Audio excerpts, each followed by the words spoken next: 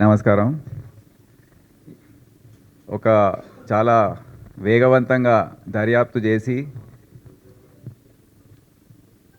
Offence జరిగిన తర్వాత ఏ విధంగా వేరే అన్ని వింగ్స్ కోఆర్డినేట్ చేసి ఒక మంచి డిటెక్షన్ జరిగిన ఉదాహరణ ఇది హైదరాబాద్ సిటీ పోలీస్లో.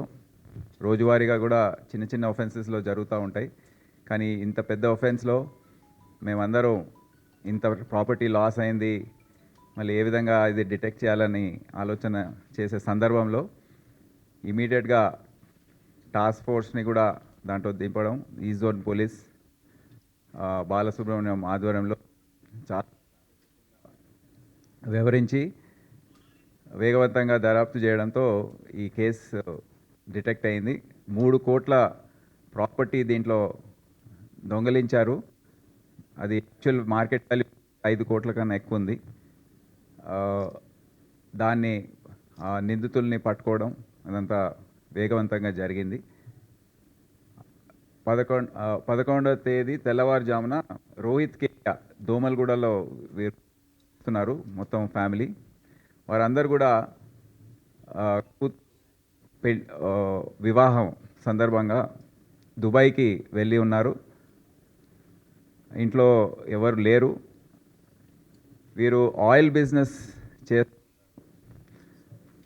ఇప్పుడు ముందు ఓల్డ్ సిటీ బహదూర్పుర ఏరియాలో ఉన్న బిజినెస్ని ఇప్పుడు అవుట్స్కర్ట్స్లోకి తరలించారు. సో ఆ బిజినెస్లో వీళ్ళు మొత్తం ఫ్యామిలీ దాంట్లో కేడియా ఆయిల్ అని మీకు వినే ఉంటారు, దాని గురించి వారు ఆ బిజినెస్లో ఉన్నారు.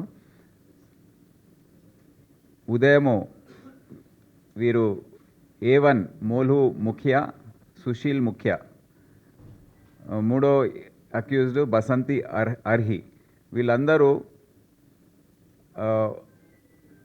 బీహార్ రాష్ట్రానికి చెందిన బీరద్ గ్రామం, అంటే నేపాల్ బార్డర్లో ఉంటుంది ఇది. సో అక్కడ నుండి వీళ్ళ ఇంట్లో పనిచేస్తూ ఉన్నారు డొమెస్టిక్ సర్వెంట్స్గా.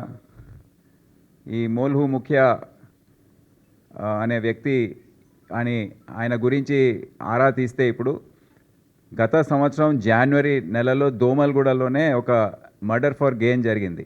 2024 ఒక సంవత్సరం దాటింది.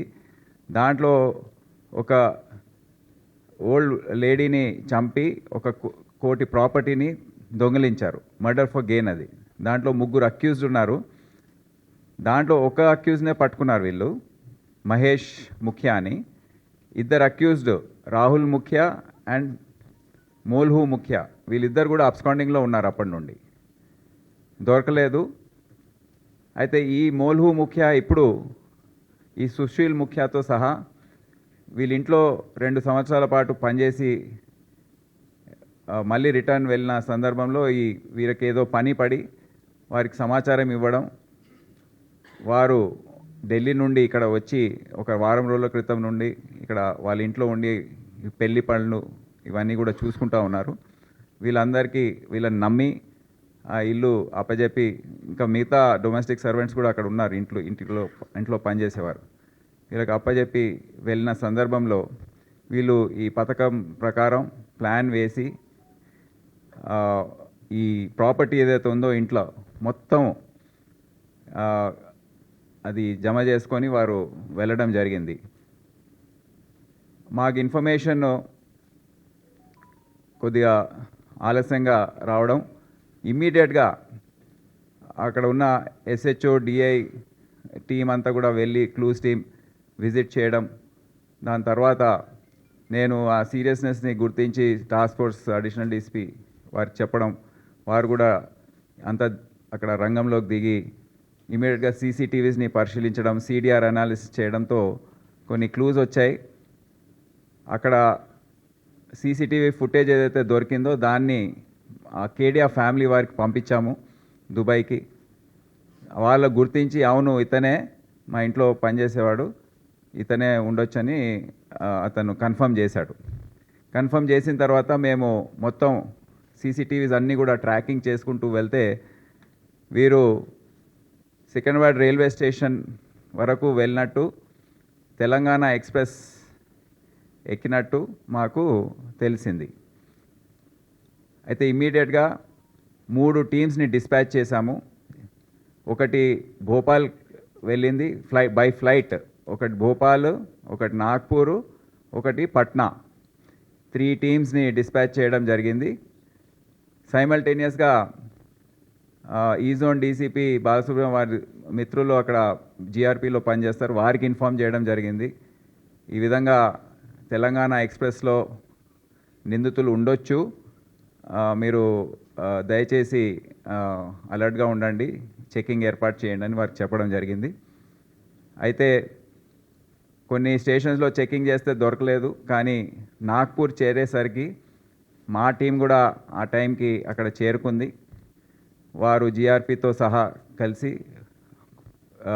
Coach by coach, cabin by cabin check చేసుకుంటూ వస్తే అప్పుడు ఈ ముగ్గురు ఒకే కోచ్లో కూర్చోవడం అనేది తెలిసింది. వారిని అదుపులో తీసుకున్నారు. అదుపులో తీసుకున్న తర్వాత అంతా చెక్ చేస్తే ప్రాపర్టీ ఇంటాక్ట్గా వారికి జరిగింది. ఈ విధంగా ఇంత ఏదైతే దొంగలించారో దాదాపు 5 కోట్ల విలువ గల ప్రాపర్టీ ఇది. సో అది మొత్తం అక్కడ అది కూడా వీడియో కాల్ చేసి అక్కడ కేడియా ఫ్యామిలీ వారికి చూయించి ఈ విధంగా వీళ్ళని పట్టుకోవడం జరిగింది. వారిని కూడా చూయించారు, వారంతా కన్ఫర్మ్ చేశారు, అవును వీరే మా ఇంట్లో పనిచేసేవారు, ప్రాపర్టీస్ కూడా ఇవి కూడా కరెక్టే ఉన్నాయి అని కూడా వారికి చెప్పడం జరిగింది. దాంతో రిటర్న్ జర్నీ మళ్ళీ హైదరాబాద్కి రావడం, వారు నిన్న రాత్రి చేరుకున్నారు. సో ఇప్పుడు ఆ లీగల్ ప్రాసెస్ ఏదైతే ఉందో అది మొత్తం కంప్లీట్ చేస్తాం. సో ఇటువంటి చాలా తొందరగా దీంట్లో మొత్తం రికవరీ చేయడం. మీరు చూస్తున్నారు, దాదాపు బంగారం ఏదైతే ఉందో 1.42 kgs బంగారం, డైమండ్స్ 710 grams దాని వెయిట్, 3300 క్యారెట్స్ అంటున్నారు. అంటే ఒక్కొక్క క్యారెట్ ఇస్ 1.12 lakhs అని. సో దీని విలువ మీరు వేసుకోండి ఇప్పుడు ఎంత ఉందో, ఇది 5 కోట్లు కూడా దాటుతుంది. సో ఇంత మళ్ళీ ఫారెన్ కరెన్సీ, మిగతా సామాగ్రి అంతా ఇండియన్ క్యాష్, ఇండియన్ కరెన్సీ, ఇదంతా కూడా మనము దాంట్లో చూస్తున్నాము. చాలా భారీ ఎత్తున ఈ దొంగతనం మనము దోమలగూడ ప్రాంతంలో చూసాం. కానీ చాలా చాకచక్యంగా city police teams, task force, east zone police వారందరూ ఈ కేసుని డిటెక్ట్ చేయడం చాలా అభినందనీయం. వారందరికీ నా శుభాకాంక్షలు తెలియజేస్తున్నాను.